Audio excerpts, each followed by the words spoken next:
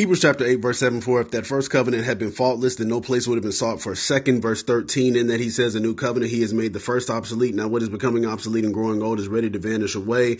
Chapter 9, verses 7 through 9. But into the second part, the high priest went alone once a year, not without blood, which he offered for himself and for the people's sins committed in ignorance, the Holy Spirit indicating this, that the way into the holiest of all was not yet made manifest.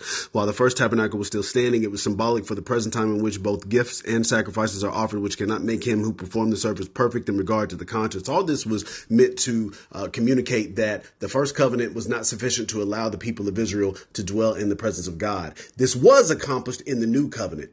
And so since the sole purpose of the first covenant was to point to the new covenant, once a person is in the new covenant, the first covenant is no longer necessary, which is why it became obsolete. However, it has yet to pass away because there are still those who are born into the old covenant. And so once they convert to the new covenant or they die in their sins in the old covenant, then the covenant will pass away.